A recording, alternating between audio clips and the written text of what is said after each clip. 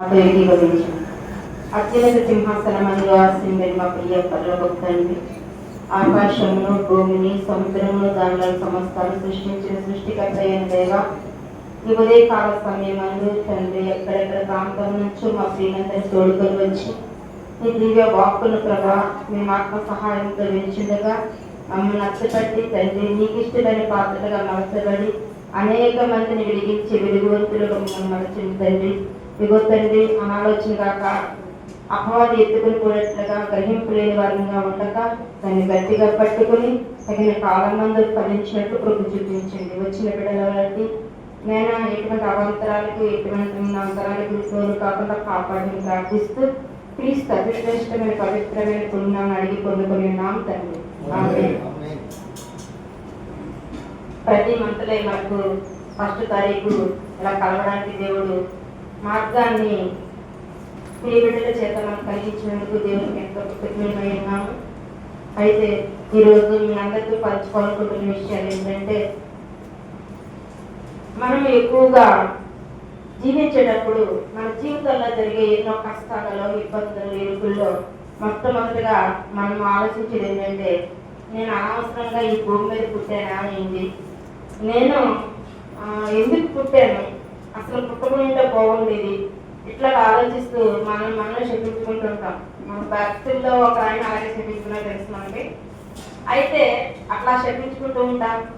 అలాగని మన భక్తిని పట్టుకొని గట్టిగా ప్రార్థన చేస్తే తగిన సమయానికి ఫలితం రాకపోయేటప్పటికి విరక్తి కలిగి భక్తే వద్దు నాకు అనుకుని విరక్తి కలిగేటట్టు ప్రయత్నాలు చేస్తూ ఉంటాం. ఇవన్నీ మన జీవితంలో జరిగే సత్యాలు.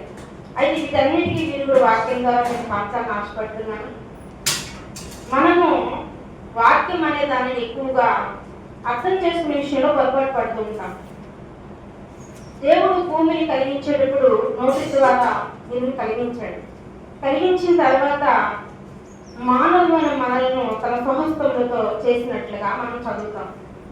మరి అవి తెలుసుకున్నప్పుడు భూమిని ఆయన చేసినప్పుడు దాని గురించి యెషయా గారు వర్ణిస్తూ ఏమంటాడంటే, అది నిరాకారంగా చేయబడలేదు, అది నివాస స్థలంగా చేయబడింది అంటాడు. అది యెషయా గ్రంథం 45వ అధ్యాయం 18వ వచనం ఉంటుంది. అయితే నేను చెప్పిన అది మీరు చూసుకోండి, రాసుకోండి.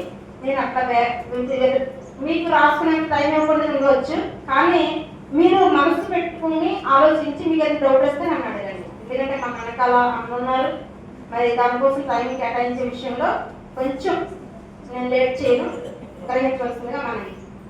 అయితే నిరాకారంగాను శూన్యంగాను దాన్ని చేయలే, తన నివాస స్థలంగానే చేశాడు.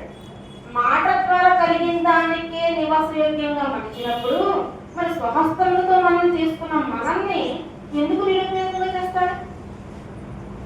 కాదు కదా. అంటే మనం ఏదో జాప్యం చేసుకుని ఏదో ఆలోచిస్తాం. ప్రతిదీ కూడా ఇల్లు కట్టుకుంటున్నామంటే దాంట్లో మనకు కావాల్సిన సౌకర్యాలను సర్దుబాటు చేసుకుంటూ నివాసయోగ్యం చేసుకుంటాం. మరి దేవాది దేవుడు ఈ సృష్టినంతా చేసి తాను ఏమనుకున్నాడంటే, నేను మానవుని సృష్టించి ఎందుకు తెలుసా, వాళ్ళలో నేనుండాలి. అర్థమవుతుందా? వీటన్నిటినీ ఈ శరీరం అనే దానిని నివసింపజేయడానికి భూగోళం అంతా ఉపయోగపడితే ఈ శరీరాలలో నేనుండాలి అనుకుని మనల్ని సృష్టించుకున్నాడు. వాటికంటే మనం చాలా గొప్పవాళ్ళం కదండి. అంటే మనం ఆలోచించడంలో ఏదో పొరపాటు జరిగింది. అయితే మనం ఏమనుకుంటాం, మనం ఎక్కువగా సంఘాల్లో కలుసుకునేది ఎందుకంటే దేవుని వాక్యము ప్రతి వారము ప్రతి ఏర్పాటు చేసిన దినము కలుస్తూ దేవుని వాక్యాన్ని కొన్ని వింటూ ఉంటాం. అయితే వినే వాక్యాలు ఎందుకనేది మనం గ్రహించవలసిన విషయం ఏంటంటే, వచ్చి వెళ్ళిపోవడం మాత్రం కాదండి. దాన్ని విని దాన్ని మనసులో పెట్టి దాన్ని పాటించినప్పుడు దాని విలువ తెలుస్తుంది. తెలిసిన వాళ్ళని అడిగితే కూడా మీకు అర్థమవుతుంది, మీరు పాటించి చూస్తే కూడా తెలుసుకోవచ్చు. అయితే మీరు గమనించవలసిన విషయం ఏంటంటే, మీరు ఎంత భక్తి పరులు కదా, మీరు ఎంత దేవుని భక్తితో ఎన్నో సేవలు చేస్తున్నారు కదా, మరి దేవుడు మీ ప్రార్థన ఆలకించట్లేదు కదా, మీకు ఈ లోటుగా ఉందేంటి అని ఒకవేళ ఏదైతే చూపించే వాళ్ళు కూడా ఉండకపోకుండా ఉంటుంది. అయితే దీనిలో మనం గమనించవలసింది ఏంటంటే, ప్రతి ఒక్కరికి మనం సరైన సమాధానం చెప్పగలగాలి అంటే కేవలం వాక్యం మనకు తెలుస్తుండాలి. వాక్యంలో భావం అర్థం కలిగి ఉండాలి. వాక్యం తెలుసుంటే కాదు సుమా, భావం కూడా తెలిసి ఉండాలి. ఎలా అండి భావం తెలిసి ఉండాలి అంటున్నారు మీరు అని మీరు అనుకోవచ్చు. ఉదాహరణకు బైబిల్లో ఆయన చెప్పాడు, ప్రభు వారు ఏం చెప్పారంటే, ఉదయం ముందు పలానా టైం అని ఫిక్స్ చేస్తారు కదా ఉదయం కూలి ఇచ్చేటప్పుడు. ఉదయం ముందు 12కు వచ్చిన వాళ్ళకి ఇంత కూలి ఇస్తానని చెప్పి మధ్యాహ్నం వచ్చిన వాళ్ళకి కూడా అంతే కూలి ఇస్తాడు. ఇచ్చినప్పుడు వచ్చిన వాడు ఏమంటాడంటే ఉదయం నుంచి నేను ఉన్నాను కదా, ఇచ్చే కూలి కంటే ఎక్కువ ఇస్తున్న మనసులో చేసుకుంటాడు. వచ్చిన వాడేమో నాకు ఆ కూలిలో సంపించిన చాలే అని ఆశపడి చేస్తుంటాడు. ఈ ఉపమానం నాకు అందరికీ తెలుసు కదా. దీనిలో భావం మీకు ఏమర్థమైంది? ఒక రైతు ఉన్నాడు, ఒక కూలి ఉన్నాడు. కూలి ఏమనుకుంటాడంటే నాకు టైం ఎంత అవుతుందో టైం ప్రకారం నేను చెయ్యాలి, ఇక్కడ పని పూర్తవడం నాకు కావాల్సింది. మీకు అర్థమవుతుందా? కూలి ఏమనుకుంటాడు తెలుసా, నేను టైంతో మెయింటైన్, అంతేగాని ఈ పని అయ్యిందా లేదా లేకపోతే నా రైతు చేయించుకుంటా లేదా నాకు అనవసరం. నేను ఉదయం వచ్చాను, ఈ టయానికి నేను వెళ్ళిపోతా, నాకు ఆ కూలి వస్తుంది అని ఫిక్స్ అయిపోతాడు. అట్లాగే రైతు ఏమంటాడు, నేను ఈ పని చేయాలనుకుంటే ఇది ముగింపు అయిపోదు, ఈ రోజుకి రేపటి వాయిదా అవ్వకూడదుమా అని తను అనుకుంటాడు. ఇక్కడ మీరు గమనించండి, చేసేది ఒకే పని అవ్వచ్చు కానీ ఉద్దేశాలు వేరు. గమనించారా? అంటే రైతు ఉద్దేశం వేరు, కూలీ ఉద్దేశం వేరు. కూలీ గంట లెక్క పెట్టాడు, రైతు పని లెక్క పెట్టాడు. ఇప్పుడు మనం ఎవరము అంటే కూలీ వారం సుమా, రైతు ఎవరో తెలుసా? తనలో ఒక తండ్రి. మరి ఆయన ఉద్దేశాల ప్రకారం పని చేస్తాడు, మనం టైం మెయింటైన్ చేస్తాం. ఇది తేడా. మనకు అనుకున్న సకాలంలో జరగట్లేదు పనులు అనుకోవడం కారణం ఇంతే, ఇంకేం కాదు. అంటే భావం ఎంత ముఖ్యమైన మీకు అర్థమవుతుంది కదా. ఇప్పుడు చాలా మంది ఉంటారు, నాకు ఈరోజు మరణ వస్తే బాగుంది కదా, నేను చాలా చేశాను కదా, నన్ను ఈరోజు తీసేసుకుంటే ఆయన ఆచరణకు వెళ్ళిపోతుంటే నువ్వు ఫిక్స్ అయిపోతా కాదు, ఆయన ఫిక్స్ చేయాలి. ఎలా ఫిక్స్ చేస్తారో తెలుసా? దానికోసం ఈరోజు మీ ముందు వాక్యం తెచ్చాను. ఒక్కసారి మనం గమనించినట్లయితే మనలను తను నివాసం ఉండడానికి చేసుకున్నాడు అనేది వాస్తవం. అయితే ఒకనాటి పాత నిబంధన కాలంలో ఆయన యెరూషలేము దేవాలయంలో ఆయన ఉండడానికి దేవాలయం కట్టించినప్పుడు ఆయన ఉండాలంటే మీ యొక్క ప్రదేశం ఇట్లా ఉండాలని మనం చెప్తాడు. అది నిర్గమకాండము 25వ అధ్యాయాన్ని మనం గమనించినట్లయితే అక్కడ క్లియర్గా రాయబడింది ఎటువంటి ప్రదేశం అయి ఉండాలి అని చెప్తున్నాడంటే. నిర్గమకాండము 25వ అధ్యాయము 8వ వచనం,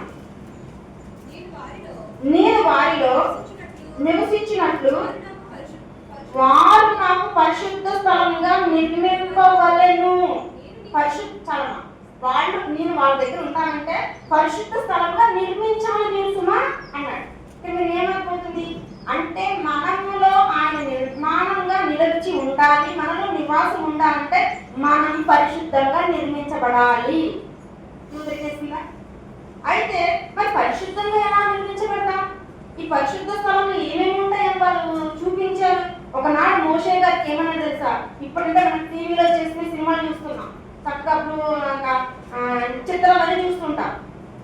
ప్రింట్ అంటే నకల్స్ అంటే రేపొద్దు నేను పలానా డాబా కట్టాలి లేకపోతే పలానా ప్యాలెస్ కట్టాలంటే దానికి ముందు నకలు చూసుకుంటుంటాం. అంటే ఇట్లా ఇట్లా ఇట్లా సిస్టమేటిక్ అని చేస్తాం. అట్లాగే మోషే గారికి ఆయన దేవాలయాన్ని వర్ణిస్తూ పరలోకపు వాతావరణాన్ని చూపిస్తూ ఇట్లా ఉండాలి సుమా ఆ గుడారం అని చెప్తాడు. చెప్పే దాంట్లో ఆయన పరిశుద్ధ స్థలంలో ఏమేమి ఐటమ్స్ పెట్టమన్నా తెలుసా? మన్నాతో కూడిన బంగారు పాత్ర, అవునా? ఇంకొకటి అహరోను చిగురించే కర్ర, 3 10 ఆజ్ఞలుగా రాతి పలకడ. ఈ 3 కలిగిందే మందసం. ఓకే, ఈ 3 కన్ఫర్మ్ గా మీరు అందరూ ఓకే చేస్తారు కదా, కరెక్టే కదా. అయితే దీని గురించి చెప్తాను. మన జీవితంలో మనం ఎలాగా ఆ పరిశుద్ధంగా నిర్మించబడతాం చెప్తాను చూడండి. మొట్టమొదటిగా మన్నా, అది బంగారు పాత్ర. అది మన్నా ఎలా ఉండాలి అనేది కూడా హెబ్రీయులకు రాసిన పత్రిక 9వ అధ్యాయం 4వ వచనంలో రాశాడు, మీరు రాసుకోండి. అయితే హెబ్రీయులకు రాసిన పత్రిక 9వ అధ్యాయం 4వ వచనంలో ఏమంటాడంటే ఈ బంగారు పాత్రలో మన్నా అనేది నిత్యము ఉండాలి సుమా అంటాడు. మన్నా అంటే వాక్యం, దేవుని మాట, అది నిత్యము ఉండాలి నీ హృదయంలో. అప్పుడప్పుడు కాదు, నిత్యము ఉండాలి. మన్నా పాత్రలో, బంగారు పాత్రలో మన్నా అనేది నిత్యము ఉండాలి అనేది ఒక పాత్ర అయితే అది బంగారు పాత్ర. అది అంతేకాదు, ఈ బంగారు కూడా విశ్వాసాన్ని పోల్చాడు. అమూల్యమైన విశ్వాసం అంటాడు. అంటే దానికి మూల్యం పెట్టలేని విశ్వాసం అది. అంటే ఇక్కడ మేము గమనించవలసిన విషయం ఏంటంటే బంగారు పాత్ర మన్నా అనే దాన్ని మనం వర్ణిస్తే అది మన జీవితంలో వాక్యమై ఉండాలి, అది నిత్యము ఉండాలి సుమా. ఇది ఒక పాత్ర. మన హృదయం శుద్ధిగా ఉండబడితే ఆయన ఉండే నివాస స్థలానికి ఎలా మారుతాం అనేది మేము నేర్చుకుంటున్నాం. అయితే రెండో విషయంగా చూస్తే అహరోను చిగురించే కథ విషయం కోసం మన జీవితాలు ఎన్నో, మన జీవితానికి సుమారుగా 80-70 సంవత్సరాలు 70 సంవత్సరాలు అవుతున్నాం. ఇప్పుడు ఆయుష్కాలం, కొంతమంది చిన్నపిల్లలు కూడా ఉన్నారు. అయితే మన ఆయుష్కాలం కొంత అవుతూనే ఉంది. ఆ ఆయుష్కాలంలో చాలా మంది కూడా నెట్టి దగ్గర తగిలించిన వాళ్ళే కాదంటారా? ఖచ్చితంగా. ఒక బండి రిపేర్ అయితే ఆ యొక్క షెడ్కి ఎలా బాగు చేయించుకుంటుందో, నన్ను పుట్టించిన దేవుడు నాకు ఏదో ఒక మాట చూపిస్తాడు. అది దేవాది దేవుని స్థలం, అది మందిరం అని మనం ఎంచుకున్నాం కాబట్టి దేవుని ఆలయానికి రాగలుగుతున్నాం, దేవుని సన్నిధికి రాగలుగుతున్నాం. అయితే దానిలో మోడు పారిపోయిన జీవితం అనుకున్నప్పుడు మనలోనికి జీవం అనే వాక్యం వచ్చింది. ఫస్ట్ మన్నా అనేది వాక్యం కదా, ఆ వాక్యం మనలోకి వచ్చిన తర్వాత అది చిగురిస్తుంది, కొత్త కొత్త నూతనతనాన్ని ఇస్తుంది. అది అహరోను కర్రగా అది మార్పు చెందింది, అది జీవాన్ని తెచ్చుకుంది. జీవం ఉంటేనే మన మొక్క పెరుగుద్ది, జీవం ఉంటేనే జీవి పెరుగుద్ది, జీవం ఉంటేనే ఏదైనా పెరుగుదల అనేది ఉంటుంది. మనం పెరుగుతున్నామంటే మనకు జీవం ఉంది. అంటే జీవం అనే దానిని అహరోను కర్రగా వర్ణిస్తే అది మారు మనసు అన్నాడు. దానికి ఆ కథ చిగురించడమే కాదు, ఫలాలు ఫలించాలి, మారు మనసుకు తగిన ఫలాలు ఫలించాలి. ఫస్ట్ ఆఫ్ ఆల్ వాక్యం అనేది నిత్యము ఉండాలి. రెండో విషయానికి వస్తే ఆ వాక్యాన్ని విన్న నీలో మారు మనసు అనే ఫలాలు ఫలించాలి. ఇక్కడ మనం గమనించదగ్గ విషయం ఏంటంటే, చాలా మంది నాకు బాధ్యతను ఇవ్వలేదు అని తల్లిదండ్రుల మీద బాధపడుతుంటారు. బాధ్యత అనేది మనం తెచ్చుకుంటూ వచ్చేది కాదు, బంధాల విలువ తెలిసినప్పుడే బాధ్యత అప్పగిస్తాడు ఏ తండ్రి అయినా. మన తండ్రి కూడా మీకు అందరికీ సేవకులుగా ఎందుకు ఇచ్చాడు అనుకున్నారు? ఆయన రక్తంతో కొన్న బిడ్డల్ని నీకు సంఘాలుగా ఇచ్చాడు, అది మర్చిపోవద్దు. ఆ బిడ్డల్ని నువ్వు ఎలా కాస్తావు, నువ్వు సొంత బిడ్డలుగా కాస్తావా లేదా అని చూస్తున్న తర్వాతే నిన్ను మందగా చేస్తాడు, అంతేగాని ఊరికే చీడపా చేయడు. అది బాగా గమనించాల్సిన విషయం. మనము నమ్మకత్వం కోసం సంఘానికి నాయకులైన ముందు నమ్మకత్వాన్ని సంపాదించుకోవాలి. అప్పుడు నీ సామర్థ్యంతో నీ శక్తి అంతా చూసి అప్పుడు మనం డెవలప్ చేస్తాడు. ఇది మనం గమనించాలి. అంటే జీవం అనేది ఉన్నప్పుడు ఎలా స్వీకరిస్తుందో ఈ అహరోను కథ అనేది జీవం పొందుకున్న మనం మోడి బారికలు మన జీవితాలు అనేక మంది జీవించే విధంగా మార్పు చెందాలి. అది మారు మనసుకు తగిన ఫలాలు ఫలించాలి. ఇది రెండో ఫలం. అయితే మూడో ఫలం వచ్చేటప్పటికి అక్కడ రాతి పలకలు, ఆజ్ఞల పలకలు. అది పాత నిబంధన చట్టంలో ఎన్నో ఆజ్ఞలు ఉండవచ్చు, కానీ కొత్త నిబంధన చట్టానికి వస్తే దాన్ని సింపుల్ గా చేసేసాడు, అంటే దాంట్లో మిక్స్ చేసేసాడు. ఎట్లా అంటే, నువ్వు పూర్ణ హృదయంతో నన్ను ప్రేమించాలి, పూర్ణంగా నన్ను సేవించాలి, నిన్ను బలిని కొరుగు అని ప్రేమించాలి. ఈ వీటితో సరిపెట్ల సమయమందును అసమయమందును నా వాక్యం ప్రకటించాలి. ఇది ఆయన మనకి ఇచ్చిన ఆజ్ఞ. అయితే దీనిలో ఆయన ఏమన్నా తెలుసా, మీరు చీకటిలో నుండి ఆశ్చర్యకరమైన వెలుగులోనికి వచ్చారు, అది మర్చిపోవద్దు.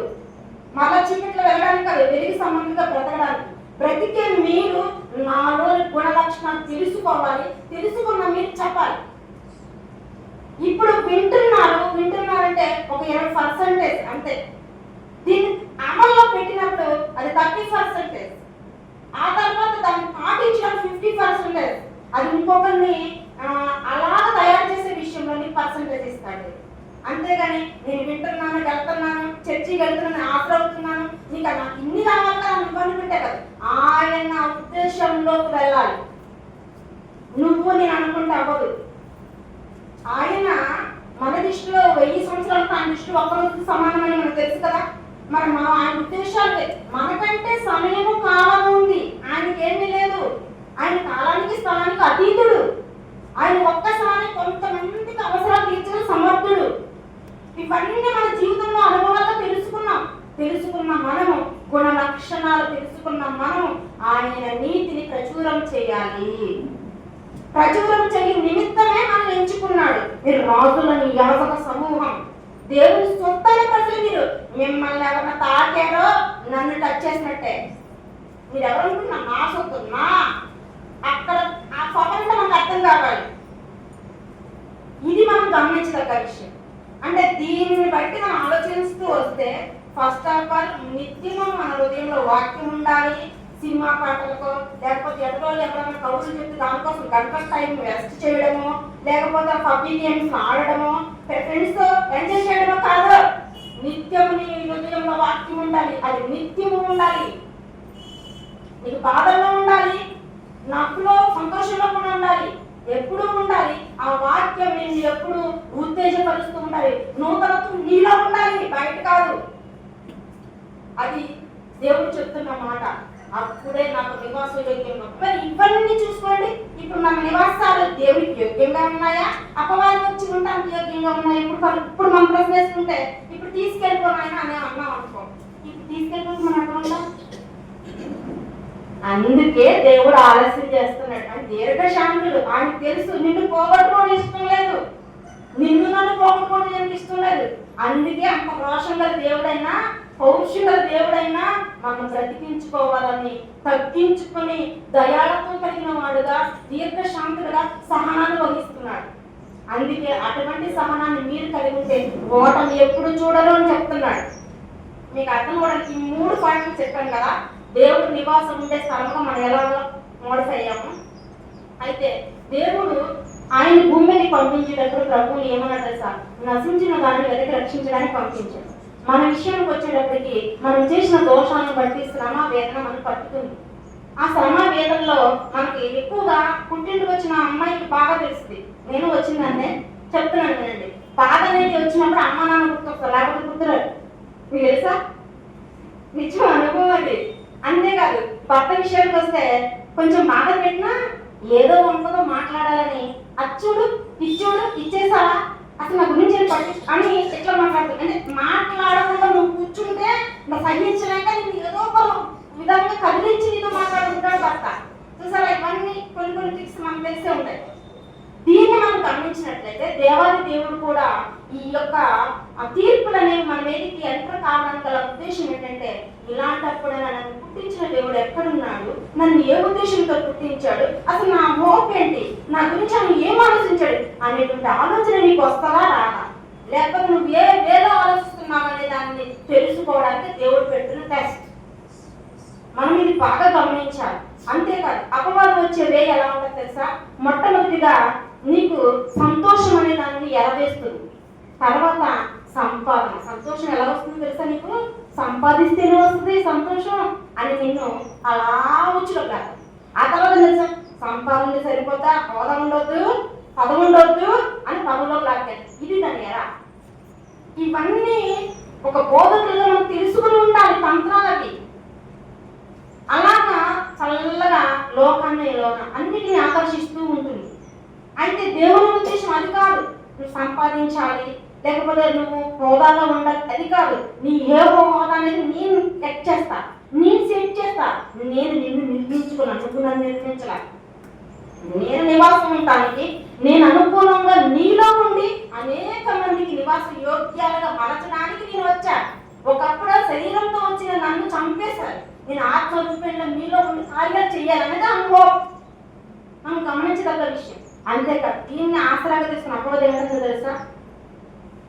నీవు ఎన్ని తప్పులు చేసావు కదా, తప్పు చేసిన వాడు ఎట్లాగైనా శిక్షార్హుడు కాదా? ఒక తప్పు చేస్తే ఒకటా, 2 తప్పులు చేస్తే ఒకటా, శిక్ష అదే కదా అని పరిచయం చేస్తుంది. ఏం కదా అక్కడ మనం ఎలా చేస్తే తెలుసా? అసంపూర్ణంగా చేసిన తప్పుని పూర్ణంగా చేయించి దేవుని దగ్గర నిలబెట్టాం. దాని పని అర్థమవుతుందా? అపవాది ప్రేరణిస్తుంది కాలంలో. ఆ ప్రేరణకు మనం ఊపిరి పోయకూడదు, దాన్ని అసంపూర్ణంగానే ఉంచాలి, కట్ చేయాలి. మన అలవాటు ఎలా మాత్రం తెలుసా? మొట్టమొదటిగా కొంచెం పొరపాటు జరిగిందండి అంటాం. పొరపాటుని అక్కడ కట్ చేయం, మళ్ళీ ఏం చేస్తాం? తప్పుగా ఎంచేటట్లుగా వెళ్ళిపోతాం. మళ్ళా తప్పు కాస్త ఏమైంది? అలవాటుగా మారిపోతుంది. అలవాటు కాస్త ఏమైపోతుంది? వ్యసనంగా మారిపోతుంది. చూసారా ఎన్ని స్టెప్ బై స్టెప్ ఎలా వస్తుందిగా? ఫస్ట్ ఆఫ్ ఆల్ తప్పు, అంతే. తర్వాత పొరపాటు తప్పు, తర్వాత అలవాటు తప్పు వ్యసనంగా మారిపోతుంది. నువ్వు తప్పు దగ్గరే నువ్వు తెలుసుకుని నువ్వు పశ్చాత్తాపడిచావనుకో, పొరపాటు నీ దగ్గర జరగదు. అట్లాగే దాన్ని అలవాటుగా చేసుకున్నాను అనుకో, అలవాటు కాస్త వస్తువునన్నా కోల్పోతాం, మనిషినన్నా కోల్పోతాం. అప్పటి వరకు నీకు కుదిరదు, నీకు నాకు. సో మిమ్మల్ని మాత్రం నేను కూడా నా జీవితంలో నీ అనుభవాలే నీకు చెప్తున్నా. అందుకే వాక్యం దగ్గర తీసుకెళ్ళలేకపోతున్నాను. ఎందుకంటే నా అనుభవం అన్నాడు కదా, రక్షణ పొందేవారు సత్యం గురించి అనుభవం జ్ఞానం కలిగి ఉంటే నిర్దోషంగా మార్చగలుగుతారు అన్నాడు. ఆ నా తండ్రి యొక్క మాటలు బట్టి మీ ముందుకి నేను రావడం జరుగుతుంది. అన్న ఎన్నో వాక్యాలు నాకు చెప్తున్నారు, ప్రతి మంత్లే ఎన్నో వాక్యాలు వింటున్నాము. మరి దీనిలో మన భావాలు మనకు అర్థం కావాలి. మీకు బాగా నోట్ ఒక విషయం చెప్తాను వినండి. ఒక తల్లిదండ్రులకి 2 పిల్లలు ఉన్నారు. ఆ 2 పిల్లలకి వాళ్ళు ఏం చెప్తున్నారంటే, అమ్మ నాన్న మీరు ఇది దాటి వెళ్ళకండి అంటే, ఒక విధంగా చెప్పాలంటే ఒక బాతు విషయం చెప్తున్నాడు. ఒక బాతు, ఒక ఫ్యామిలీ ఉంది, 2 తల్లిదండ్రులు 2 పిల్లలు, బాతు ఫ్యామిలీ. బాతు ఇది ఈదుతాయి కదా. అయితే నదికి అవతల అంటే వంతెన ఉంది, వంతెనకి అవతలకి మీరు వెళ్ళకండి, ఇక్కడే మీరు ఏదైనా చేసుకొని చెప్తున్నాయి తల్లిదండ్రులు. ఈ బిడ్డలు అనేది ఒకరైతే తల్లిదండ్రులు చెప్పినట్టు వింటుంది, ఒకటైతే తెలుసా ఇంతకీ అక్కడికి ఎందుకు వెళ్ళొద్దన్నాడు మా అమ్మమ్మ. అసలు అక్కడ ఏముందో ఇక్కడ వచ్చింది మనకందరికి, అక్కడ అసలు ఏముందో తెలుసుకోవాలి అని ఒకరోజు ప్రయత్నం చేయబోయింది ఒక పిల్ల. అప్పుడు వాళ్ళ చెల్లిలో తమ్ముడు ఏమన్నా తెలుసా, ఏంటి అమ్మా నాన్న వెళ్ళొద్దన్నాక అక్కడికి ఎందుకు వెళ్ళావు, తప్పపడేది నువ్వు చెప్పకే అమ్మకే నాన్నకే అనేసి వచ్చేసి మళ్ళా రెండోసారి ఈసారి చెల్లిని కూడా మస్కా కొట్టి వెళ్తాం, అసలు చూడాలి ఏమైంది అని వెళ్ళింది. వెళ్ళేటప్పటికి అక్కడ స్వచ్ఛమైన వాటర్, అసలు చల్లని గాలి, ఎక్కడ చూసినా తినడానికి ఆహార పదార్థాలు, పువ్వులు అంటే ఉన్నాయి. అమ్మో మా నాన్న తెచ్చాడు మంచిగా, అసలు నేను మంచిగా ఉంటే నచ్చదనుకుంటా, అక్కడికి వెళ్ళొద్దన్నాడు అంటే వాళ్ళు అనుభవించేస్తారు, వాళ్ళకి అవసరంలా మనం అనుభవించొద్దా, వీళ్ళు నాకు కావాలని నన్ను దాసిస్తారు అనుకుని అసలు ఈసారి చూసొచ్చాను కదా, ఈసారి ఇంకొక గంట సేపు అక్కడ చక్కగా ఆడుకుని రావచ్చు, మా చెల్లికి చెప్పకూడదు మా తమ్ముడికి చెప్పకూడదు అనుకుని ఫిక్స్ అయిపోయి. తర్వాత ఏమైంది, చల్లగా రెండో రోజు వెళ్ళేటప్పటికి ఆడుకుంటుంది, ఇష్టం వచ్చినట్టు ఆడింది. పక్కన అక్కడ ఒక చెక్క కనిపించింది. ఆహా ఇప్పుడు వరకు ఆటలు నా కాళ్ళు బాధగా ఉన్నాయి, ఇక్కడ పరిగెట్టుకోకుండా అసలు ప్రయాసపడకుండా బల్ల మీద ఉంటే బల్ల తీసుకెళ్ళిపోతున్నాను అంటే బల్ల మీద ఎక్కింది. బల్ల మీద ఎక్కింది, ఆడుకుంది పక్కన చెక్క చూస్తే అది మొసలు.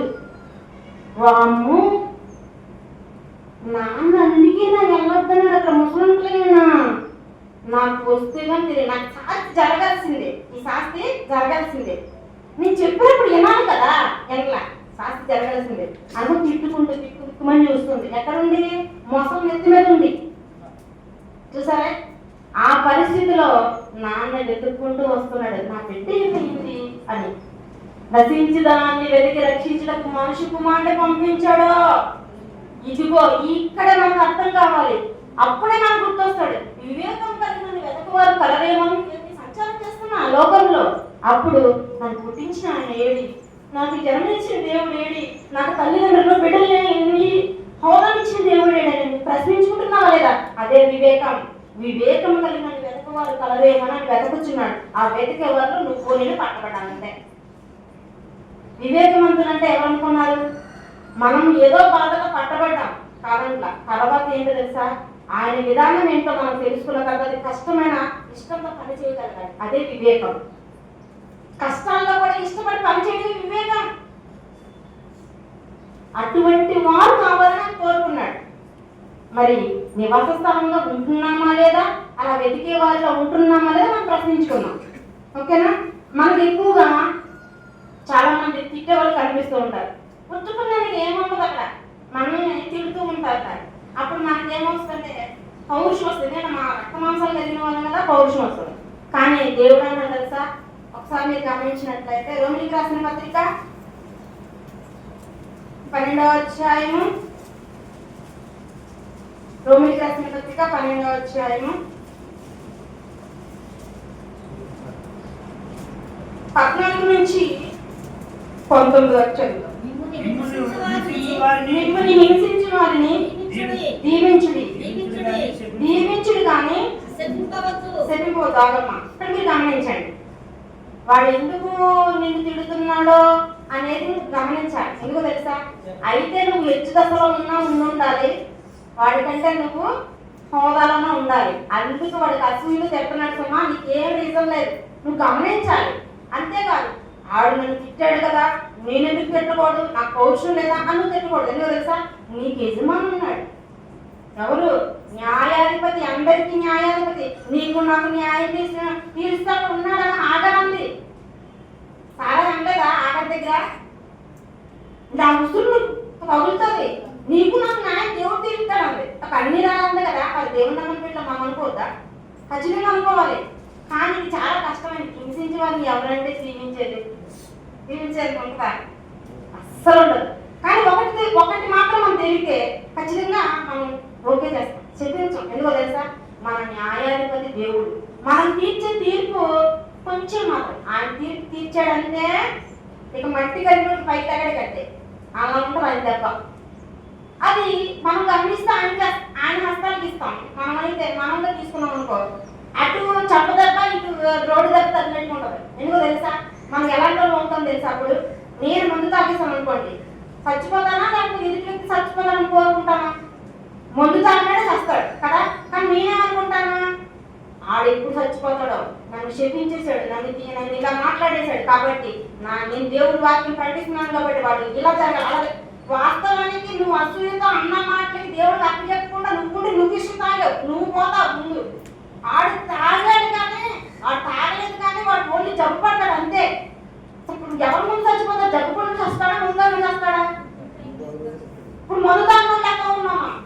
ఎందుకంటే మన న్యాయాధిపతి ఒక ఆయన ఉన్నాడు, ఆయన అప్పు చెప్పాలి. మరి నువ్వు సహస్తం మీద తీసుకున్నాడు, నువ్వు సీట్ ఎవరి సీట్ నువ్వు ఆగ్రహిస్తున్నావు?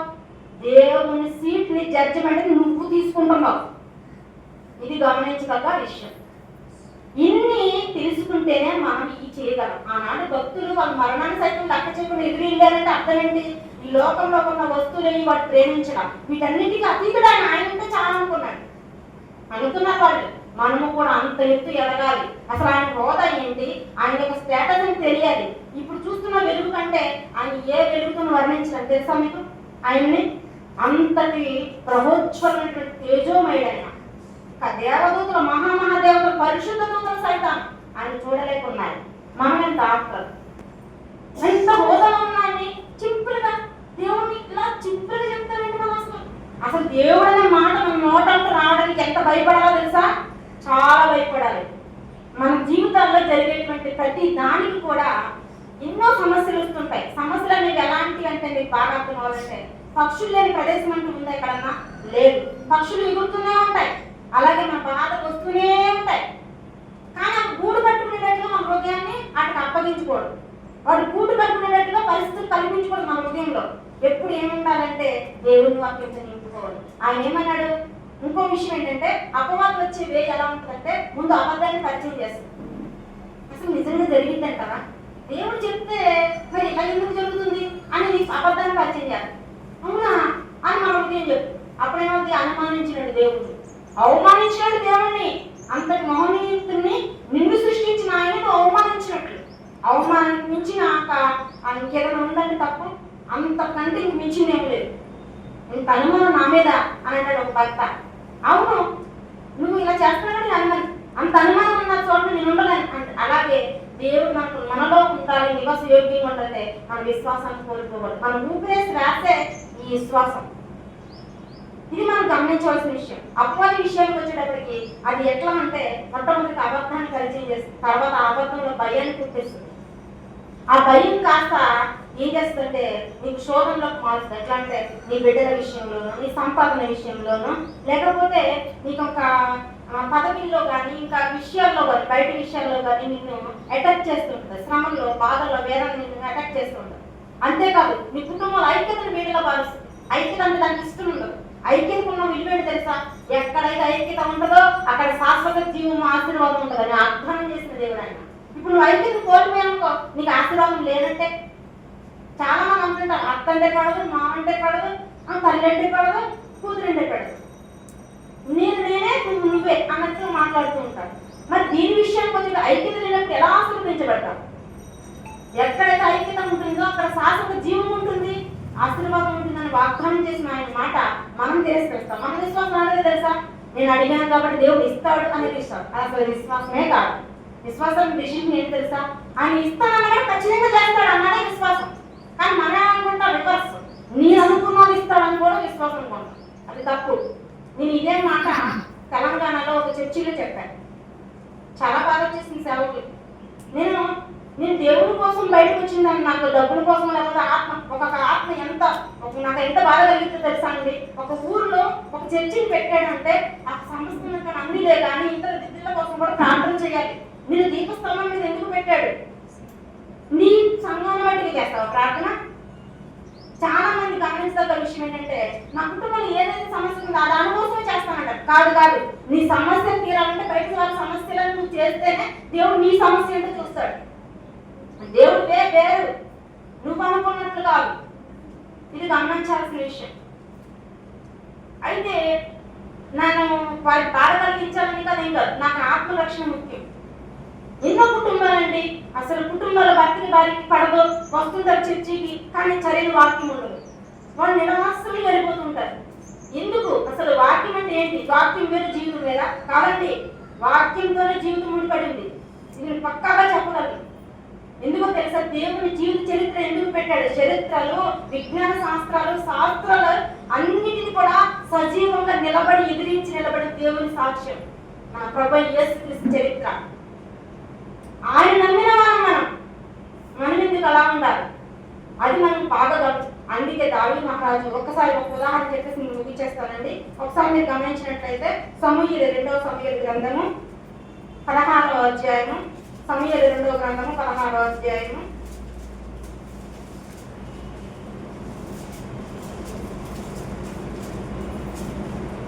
11వ వచనంలో ఒక చివరి లైన్ను 12వ వచనం చదువుతాం.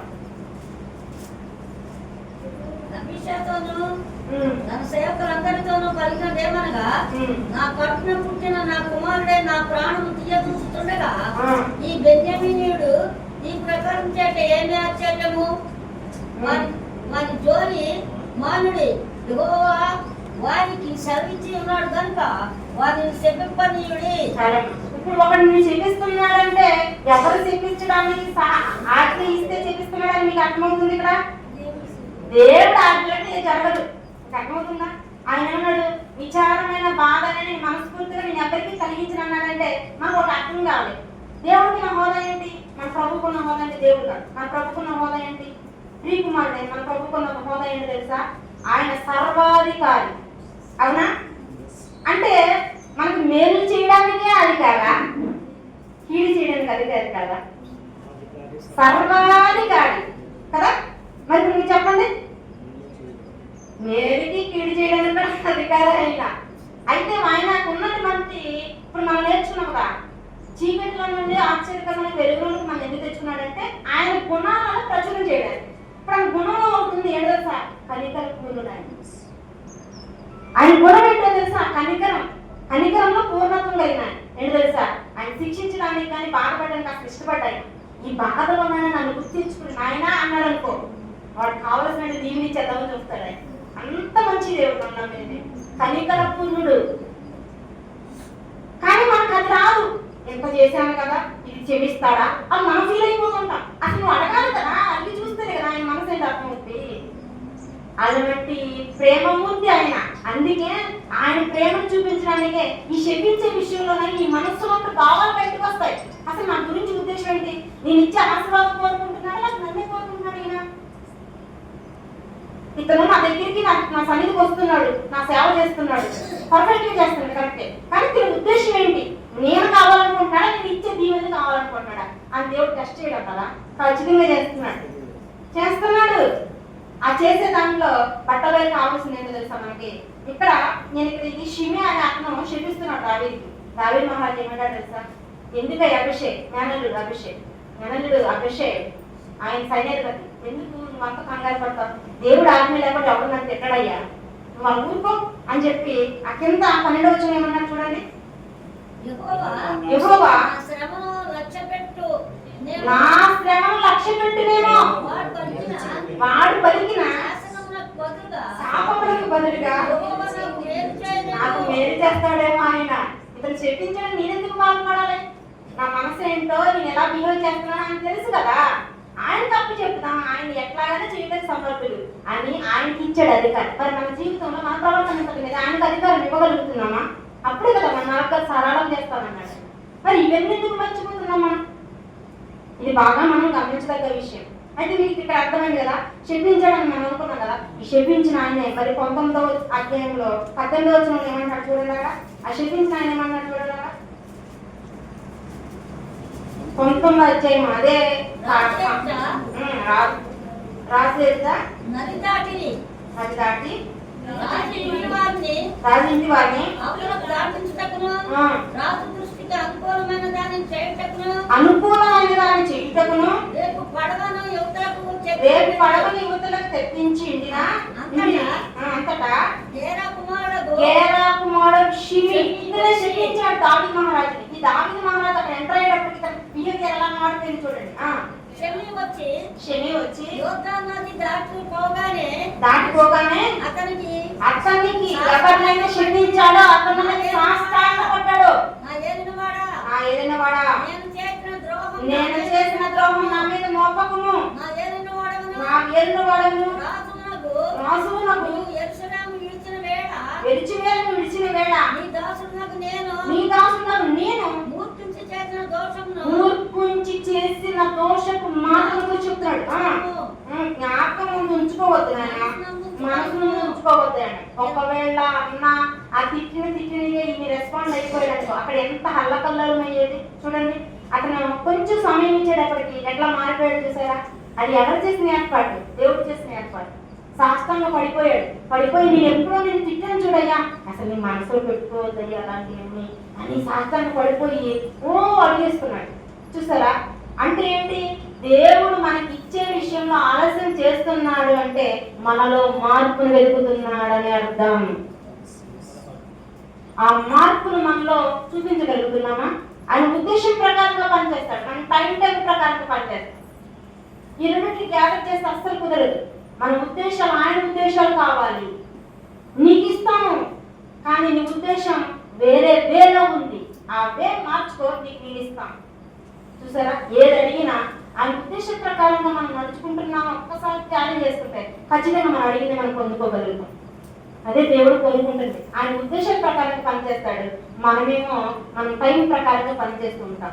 అది బాగా గమనించదగ్గ విషయం. లాస్ట్ ఒక మాట చెప్పేసి నేను ముగించేస్తానండి.